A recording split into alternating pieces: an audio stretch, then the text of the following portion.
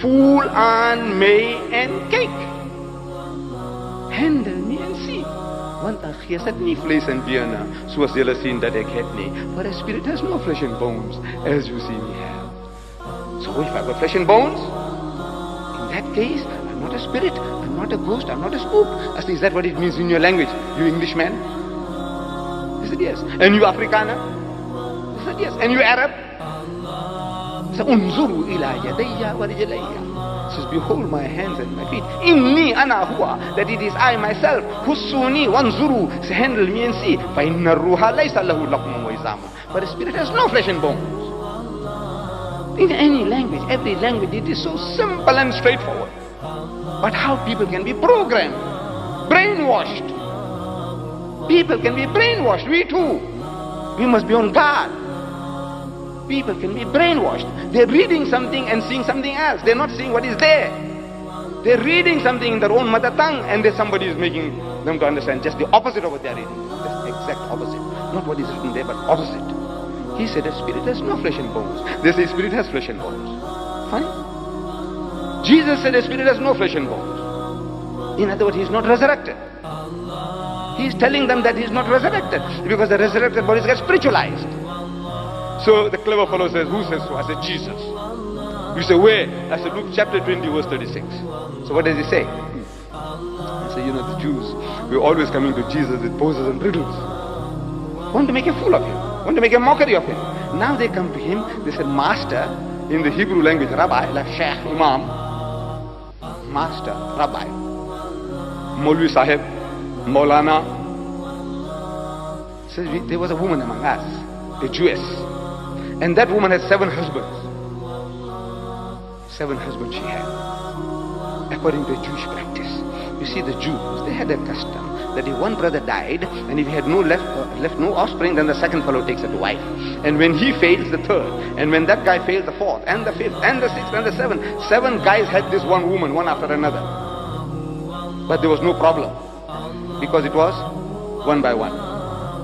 Now they want to know from Jesus that at the resurrection, Yawm al-Qiyamah, when everybody wakes up same time, from Adam to eternity, then 7 brothers also waking up same time, and they see this woman, they say, Mefro. Everybody say, Mefro. There's a war in heaven between the brothers. This is mine. The other guy says, this is mine. There's a fight. 7 brothers, because they all had her. They want to have her on the other side. So they want to know which guy is going to have her on the other side, because they all had her here. This is what the Bible says. They all had her here, so they want to have her on the other side. Which guy is going to have it? Who will be entitled to have her on the other side? In answer to that, Jesus says, neither shall they die anymore. Once they are resurrected, they will be immortalized.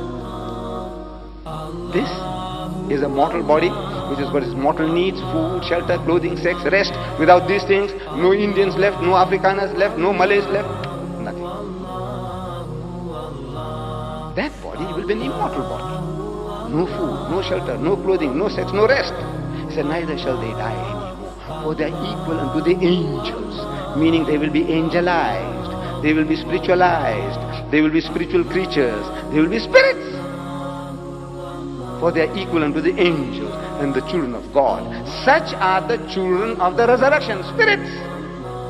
He says, want gee het nie vlees en bene soos julle sien dat ek het nie.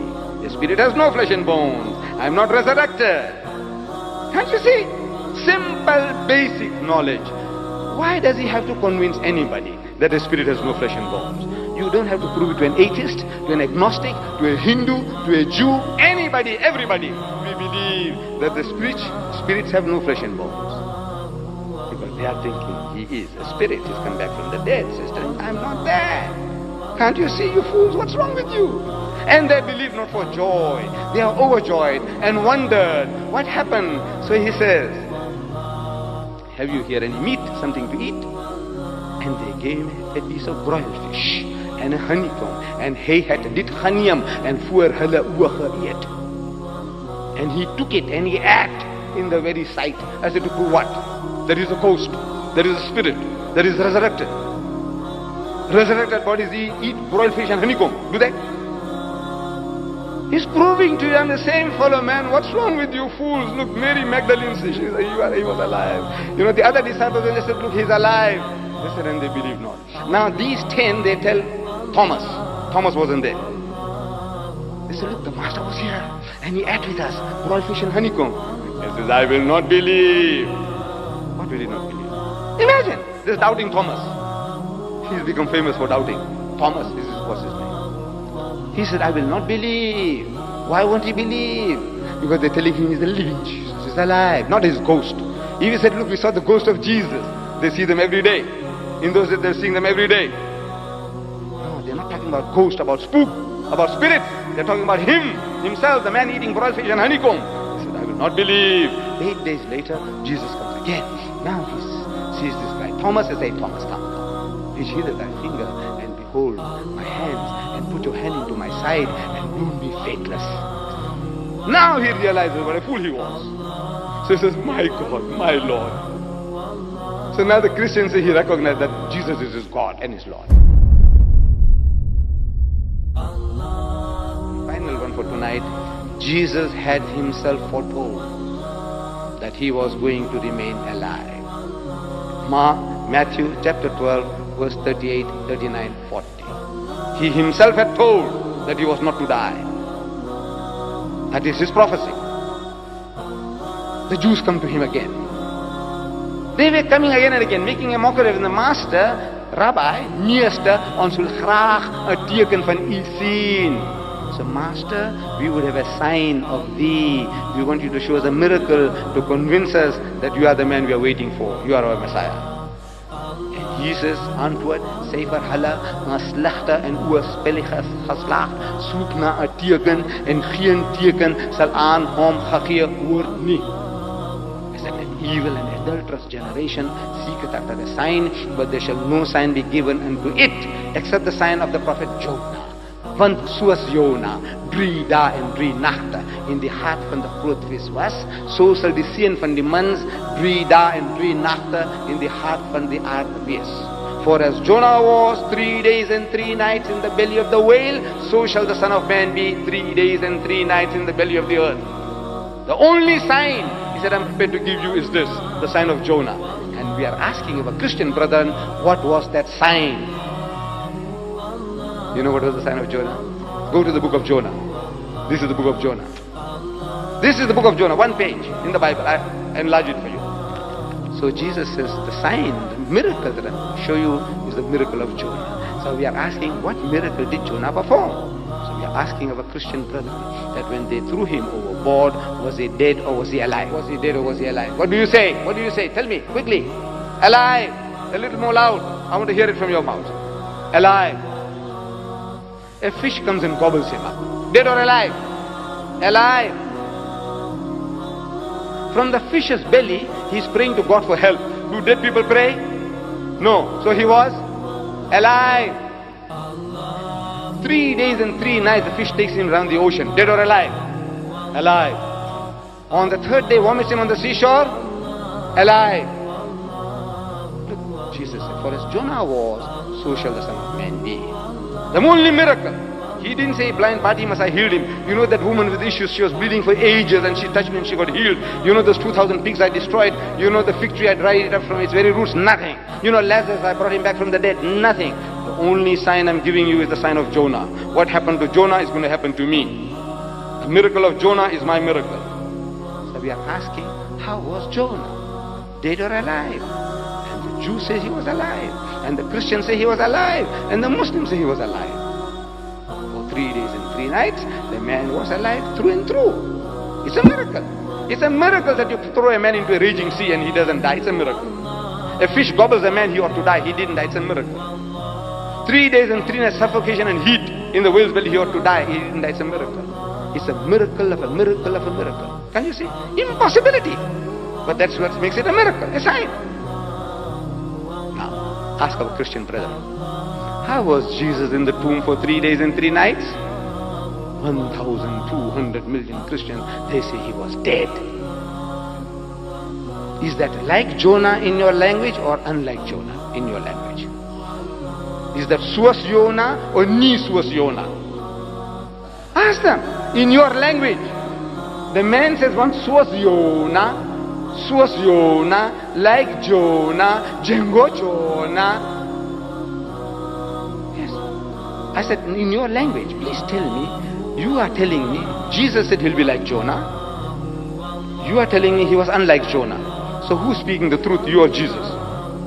Who is speaking the truth? Is Jesus lying or you are lying? Tell me now. Who between the two of you, the 1,000 million Christians or Jesus Christ? Who is not speaking the truth? Will you please tell us? He said he'll be like Jonah, and that's the only miracle. No, they say. He said, no, he was emphasizing the time factor. Can't you see? He said, for as Jonah was 3 days and 3 nights, so shall the Son of Man be 3 days and 3 nights. He uses the word 3, 4 times to emphasize the time factor. I said, look, there's nothing miraculous about a time factor. 3 days and 3 nights is not a miracle. The miracle is you expect a man to die and he doesn't die. That's a miracle. You know, the first time I came to your country, beautiful mother city, you know, it took me 3 days and 3 nights in that train, that old train, Orange Express. 3 days. So it's a miracle. The miracle of Didat took him 3 days and 3 nights. Is that a miracle? It took me 3 days and 3 nights, man, coming from Durban to Cape Town. 3 days and 3 nights. I said, look, it's a miracle. It's a nonsense, silly. How can you talk like that? Yes, how can I talk like that? He says, there's nothing miraculous about 3 days and 3 nights, or 3 weeks and 3 years, what it is, nothing. But the man, drowning man, clutching at straws, his whole salvation is depending on this. So he says, the day, the night and day. He says, no, it's a time factor. It's all right, time factor. When was he crucified? So it's a Friday afternoon. How long was he on the cross? Some say 3 hours, some say 6 hours. I say, whatever you say, I accept. You know the Jews were in a hurry to put him up. You know why? Because of the general public. He was a hero to the people. He was a hero to the people. And if your hero's life is in danger, there could be a riot. People, things can go out of hand. So before that happens, quickly, hurry. They wanted to hang him up. But when they put him up according to the scriptures, they're now in a hurry to bring him down. You know why? Because of the Sabbath. And on Friday at sunset, according to the Jewish calculation, it is Saturday. We are now Saturday. According to Jews, this is Sunday. We are in Sunday night. According to the Islamic calculation, we are in Sunday night. But for usage, we say Saturday night. Meet us here, otherwise you get confused. So, before sunset on Friday, they had to bring the body down. And they say they brought it down. That's all right. And they give him a burial wash, which takes a couple of hours, according to this Campus Crusade author. Couple of hours. By the time they finished, it's already evening. So Friday night, in the evening, they're supposed to have put him into the sepulchre. Right? And the whole Christian world says right. So Friday night, he's supposed to be in the grave. I said, watch my fingers. He says, right. He said, right. Saturday daytime, Jesus divided the day into day and night part. So we do the same. Saturday day, he's still supposed to be in the grave. Right? He said, right. Saturday night, he's still supposed to be in the grave. Right? He says, right. Sunday morning, first day of the week, Mary Magdalene goes to the tomb and the tomb is empty. Right? He says, right. So how many days and how many nights? Believe me, that the learned man, the born again, he's looking between my 2 hands. I said, what's wrong? Can't you see? Look at this man. No, he can't. He's puzzled. Watch again. Friday night, right? Saturday day, right? Saturday night, right? Sunday morning, he's not there. Right? He says, right. How many days and how many nights? It's 2 nights and a day. Look, even an Einstein can't help you here. So he failed again a second time. He said he'll be like Jonah, you say he's unlike Jonah. You say, the Christians say he's unlike Jonah. That means one of you is lying, either Jesus Christ or you. You must decide between the two of you who is a liar. Number 3, he said 3 and 3 and you only see 2 and 1. He failed a second time. Allah sagt im Koran, in Sure 16, Vers 36, wir haben in jeder Gemeinschaft Gesandte auferweckt, dass sie den Menschen lehren, diene Gott alleine, diene dem allmächtigen Gott Allah alleine und vermeide die Anbetung der falschen Götter. Das ist die Botschaft. Und wir sagen, dass alle Propheten, sei es Moses, sei es Abraham, sei es Jakob, sei es Josef, sei es Isa, also der Christus, sei es Mohammed, salam, Friede und Segen auf ihn allen, dass sie alle vom selben allmächtigen Gott mit dieser Botschaft kamen. Und wer dieser Botschaft folgt, lebt für den allmächtigen Gott, dient dem allmächtigen Gott, der wird in das Paradies. Er wird die Barmherzigkeit des allmächtigen Gottes zuteil. Und er wird in das Paradies gehen und dort für alle Ewigkeit leben. Und er wird dem Höllenfeuer entkommen. Kullu nafsin dha'iqatul Maut. Jede Seele wird den Tod kosten.